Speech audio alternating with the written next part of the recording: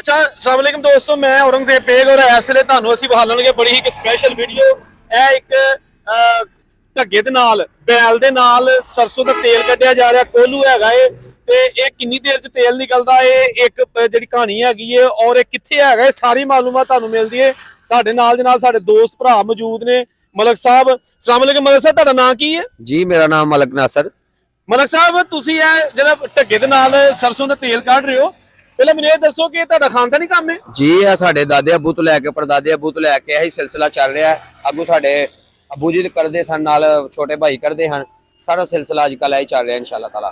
ਤੇ ਮੈਨੂੰ ਇਹ ਦੱਸੋ ਕਿ ਆ ਜਿਹੜੀ ਇੱਕ ਕਹਾਣੀ ਹੈ ਕਿੰਨੀ ਦੇਰ ਦੇ ਵਿੱਚ ਜਿਹੜਾ ਨੇ ਪੂਰੀ ਹੋ ਜਾਂਦੀ ਹੈ, ਜਿਹੜਾ ਵਿੱਚ ਭਰੀ ਚ? ਇਹ ਸਰ ਜੀ ਘੰਟੇ ਤੋਂ 1.5 ਘੰਟਾ ਲੱਗਦਾ ਹੈ। 12 ਕਿਲੋ ਦਾ ਪੂਰ ਹੁੰਦਾ ਹੈ। ਇਹਦੇ ਚ ਤਕਰੀਬਨ 4 ਤੋਂ 4.5 ਕਿਲੋ ਤੇਲ ਨਿਕਲਦਾ ਹੈ। ਉਸ ਤੋਂ ਇਲਾਵਾ ਸਾਡੇ ਕੋਲ ਤਿਲਾਂ ਦਾ ਤੇਲ ਮਿਲ ਸਕਦਾ ਹੈ, ਉਹਦਾ ਵੀ ਅਸੀਂ ਆਪੇ ਤੇਲ ਕੱਢਨੇ ਆ। ਅਲਸੀ, ਤਾਰਾ ਮੀਰਾ, ਗਰੀ, ਬਦਾਮ, ਕਿਸੇ ਵੀ ਚੀਜ਼ ਦਾ ਅਗਰ ਖਾਲਸ ਤੇਲ ਚਾਹੀਦਾ ਹੋਵੇ ਸਾਡੇ ਕੋਲ, ਕਿਸੇ ਵੀ ਭਾਈ ਨੂੰ ਲੋੜ ਹੋਏ, ਕੋਲ ਬਹਿ ਕੇ ਕਢਵਾ ਸਕਦਾ ਹੈ। ਇਹ ਕਿੱਥੇ ਐਡਰੈਸ ਹੈਗਾ ਇਹਦਾ? ਸਰ ਸਿਆਲਕੋਟ ਰੋਡ, ਪਸਰੂਰ ਅੱਡਾ, ਬੜਿਆਣਾ, ਨਜ਼ਦ ਇਸਮਾਇਲਾਬਾਦ ਰੋਡ, ਮੇਨ ਜੀਟੀ।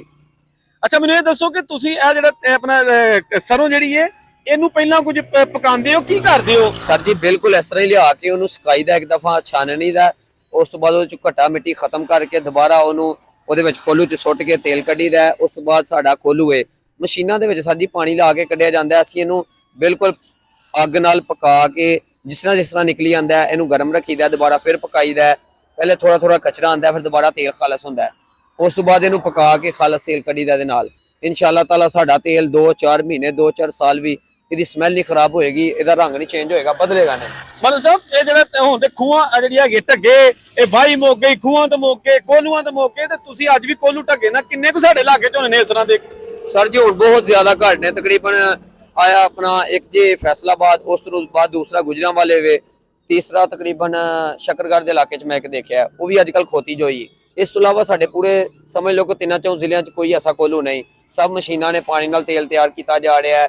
ਤੁਸੀਂ ਉਹਦਾ ਸਾਲਨ ਪਕਾਉਂਦੇ ਹੋ, ਅਗਰ ਖਰਾਬ ਹੋ ਜਾਂਦਾ ਹੈ ਫ੍ਰਿਜ 'ਚ ਰੱਖ ਕੇ ਚੈੱਕ ਕਰੋ। ਖਾਲਸ ਚੀਜ਼ ਦੀ ਪਹਿਚਾਨ ਦੇਖਣੀ ਹੈ। ਅਗਰ ਖਾਲਸ ਸਰੋਂ ਦਾ ਤੇਲ ਨੂੰ ਇਸਤੇਮਾਲ ਕਰਦੇ ਹੋ, ਉਹਨੂੰ ਫ੍ਰਿਜ 'ਚ ਰੱਖ ਦੇਖੋ। ਅਗਰ ਅਸਲ ਹੋਏਗਾ ਤਾਂ ਜੰਮੇਗਾ ਨਹੀਂ ਹੈ, ਉਹਦਾ ਨਾ ਸਾਲਨ ਨਾ ਉਹ ਤੇਲ। ਸਸਤਾ ਕਰਕੇ ਦੇ ਦਿੰਦੇ ਨੇ। ਤੁਸੀਂ ਕੀ ਭਾਅ ਵੇਚਦੇ ਹੋ ਖਾਲਸ? ਅਸੀਂ 650 ਰੁਪਏ ਕਿਲੋ ਤੇਲ ਦਿੰਨੇ ਆ। ਇਨਸ਼ਾਅੱਲਾ ਤਾਲਾ ਅਗਰ ਕਿਸੇ ਵੀ ਭਾਈ ਨੂੰ ਚਾਹੀਦਾ ਹੋਏ, ਕੋਲ ਬਹਿ ਕੇ ਕਢਵਾ ਸਕਦਾ ਹੈ। ਸਰੋਂ ਉਹਦੇ ਸਾਹਮਣੇ ਪਾਵਾਂਗੇ, ਕਿਸੇ ਕਿਸਮ ਦਾ ਕੋਈ 2 ਨੰਬਰੀ ਨਹੀਂ, ਕੋਈ ਪਾਣੀ ਨਹੀਂ, ਕੋਈ ਚੀਜ਼ ਨਹੀਂ। ਵਾਹ ਜੀ ਵਾਹ, ਇਨਸ਼ਾਅੱਲਾ ਤਾਲਾ ਮਜ਼ਾ ਆਏਗਾ। ਉਸ ਤੋਂ ਬਾਅਦ ਸਾਡਾ ਦਾਦੇ ਪੜਦਾਦੇ ਤੋਂ ਇਨਸ਼ਾਅੱਲਾ ਤਾਲਾ ਇਹ ਕੰਮ ਚੱਲਦਾ ਜਾ ਰਿਹਾ ਹੈ। ਸਾਡੇ ਪੂਰੇ ਇਲਾਕੇ ਦੇ ਵਿੱਚ ਇਸ ਤਰ੍ਹਾਂ ਦਾ ਕੋਈ ਕੋਲੂ ਨਹੀਂ। ਲੇਕਿਨ ਕਿਸੇ ਵੀ ਭਾਈ ਨੂੰ ਅਗਰ ਕਿਸੇ ਵੀ ਤੇਲ ਦੀ, ਕਿਸੇ ਚੀਜ਼ ਦੀ ਲੋੜ ਹੈ, ਖਲ ਦੀ, ਕੌੜੀ ਖਲ ਸਾਡੇ ਕੋਲ ਢੇਲਾ ਮਿਲ ਸਕਦੀ ਹੈ। ਅਗਰ ਕਿਸੇ ਨੂੰ ਕਿਸੇ ਵੀ ਚੀਜ਼ ਦੀ ਲੋੜ ਹੈ, ਅਸੀਂ ਸਵੇਰ 8 ਵਜੇ ਤੋਂ ਲੈ ਕੇ ਸ਼ਾਮੀ 6 ਵਜੇ ਤੱਕ ਇੱਥੇ ਇਨਸ਼ਾਅੱਲਾ ਤਾਲਾ ਹੁੰਦੇ ਆ। ਜਦੋਂ ਵੀ ਕਿਸੇ ਵੀ ਭਾਈ ਨੂੰ ਕਿਸੇ ਚੀਜ਼ ਦੀ ਲੋੜ ਹੋਏ, ਕੋਈ ਮਸਲਾ ਨਹੀਂ, ਇਨਸ਼ਾਅੱਲਾ ਮਿਲ ਸਕਦਾ। ਦੋਸਤੋ ਤੁਸੀਂ ਸੁਣੀਏ ਦੋਸਤੋ, ਇਹ ਕਹਿੰਦੇ ਨੇ ਕਿ ਸਾਡੇ ਕੋਲ ਨਾ ਸਿਰਫ ਖਾਲਸ ਤੇਲ ਬਲਕਿ ਖਾਲਸ ਖਲ ਵੀ ਜਾਨਵਰਾਂ ਵਾਸਤੇ ਤੁਸੀਂ ਲੈ ਸਕਦੇ ਹੋ। ਇਹ ਬਿਲਕੁਲ ਮੇਨ ਦੇ ਉੱਤੇ ਹੈਗਾ। ਮੇਰੇ ਰਾਈਟ ਸਾਈਡ ਤੇ ਪਟਿਆਣਾ, ਇਸ ਸਾਈਡ ਤੇ ਪਸਰੂਰ ਨੂੰ ਜਾਂਦਾ ਰੋਡ। ਔਰ ਜਿਸ ਤਰ੍ਹਾਂ ਕਿ ਤੁਹਾਨੂੰ ਪਤਾ ਹੈ ਕਿ ਅਸੀਂ ਪੰਜਾਬੀ ਕਲਚਰ ਨੂੰ ਜ਼ਿੰਦਾ ਰੱਖਣ ਦੀ ਕੋਸ਼ਿਸ਼ ਕਰਨੇ ਆ। ਇਹਨਾਂ ਦਾ ਬਿਜ਼ਨਸ ਹੈਗਾ ਨਾਲ ਜਨਾਬ। ਇਹਨਾਂ ਨੇ ਇੱਕ ਉਹੀ ਬਜ਼ੁਰਗਾਂ ਦੀਆਂ ਨਿਸ਼ਾਨੀਆਂ ਢੱਗਿਆਂ ਦਾ, ਜਿਸ ਤਰ੍ਹਾਂ ਖੂਹ ਚੱਲਦੇ ਸਨ, ਵਾਹੀ ਕਰਦੇ ਸਨ, ਫੇਰ ਜਨਾਬ ਪੱਠੇ ਕੁਤਰਦੇ ਹੁੰਦੇ ਸਨ। ਇਹ ਕੋਲੂ ਵੀ ਚੱਲਦੇ ਹੁੰਦੇ ਹਨ। ਤੇ ਹੁਣ ਕੋਲੂ ਕਿਸੇ ਨੇ ਊਠ ਤੇ ਕਰ ਲਿਆ, ਉਹ ਵੀ ਮੌਕੇ ਨੇ। ਤੇ ਉਹ ਜਿਸ ਤਰ੍ਹਾਂ ਦੱਸਦੇ ਨੇ ਕਿਸੇ ਨੇ ਖੋਤੀ ਤੇ ਰੱਖਿਆ, ਲੇਕਿਨ ਬਹੁਤੇ ਕੋਲੂ ਮਸ਼ੀਨਾਂ ਤੇ ਚਲੇ ਗਏ ਨੇ। ਮਸ਼ੀਨ ਲਾ ਕੇ ਪੀਟਰ ਹੈ ਨਾ ਵੀ ਤੋਂ ਜ਼ਿਆਦਾ ਮਸ਼ੀਨਾਂ ਨੇ, ਲੇਕਿਨ ਉਹਦੇ ਸਾਡੀ ਪਾਣੀ ਤੋਂ ਬਗੈਰ ਤੇਲ ਨਹੀਂ ਨਿਕਲ ਸਕਦਾ।